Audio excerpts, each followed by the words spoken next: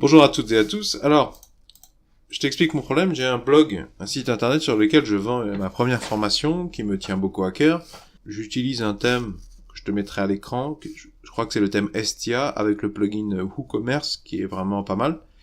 Et je me suis aperçu en fait que on pouvait télécharger librement. Tu vois par exemple là, version 4.pdf, c'est le nom du livre numérique qui contient toute ma formation. C'est ça que je vends aux gens. Donc c'est extrêmement gênant que ça soit accessible. Là, je suis en navigation privée.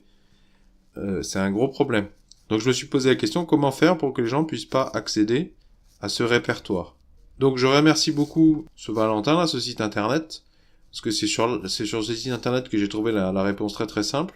Bon, je me suis aperçu de moi-même que j'avais le problème sur wContent, mais lui il attire sur deux autres fichiers. Alors ça, moi c'était déjà protégé avec les réglages que j'avais déjà pris. Mais il y avait aussi WP Include où j'avais ce problème. Même problème, là on est sur WP Include, il y a plein de fichiers.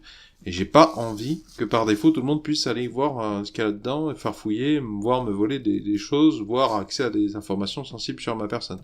Donc c'est tout simple, j'ai lancé FileZilla, là on est sur Ubuntu, hein. J'ai lancé FileZilla, je me suis connecté, j'ai tapé mes identifiants, je me suis connecté à mon site internet, ensuite j'ai cliqué sur www, hop, et ensuite donc là on retrouve les trois fichiers, alors admin, moi il n'y a pas de problème, il est déjà protégé, j'ai commencé par Content. Répertoire Content. Donc j'ai double-cliqué sur Content. Et là, tu vois qu'effectivement, il y a quelques répertoires. Il y a un fichier index. Et là, j'ai créé, clic droit. Je fais un clic droit et j'ai créé un fichier que j'ai appelé .hta access. Je te mets le site internet de mon sauveur là dans la description si tu préfères la version écrite, si t'as pas envie de perdre de temps avec la format vidéo qui est plus instructif mais peut-être un peu plus long. Après, j'ai cliqué sur valider. Hop. Ça a créé le fichier, donc, dans le bon répertoire, sur mon site internet. Et ensuite, j'ai cliqué sur ce fichier, et clic droit, et j'ai demandé à l'éditer. Donc, ça m'a lancé mon éditeur par défaut. Moi, j'utilise Gedit, je crois. Et donc, j'ai copié-collé là-dedans un bout de code qui m'a été donné par Valentin, que je te mets dans la description aussi. Et j'ai enregistré le fichier. Et bon, tu vois, là, t'as le petit message d'alerte de FileZilla, transfert réussi, hop. Et là, fait un rafraîchissement à l'URL problématique parce que tout le monde pouvait avoir accès à son contenu, tu vois que maintenant il y a un message d'erreur.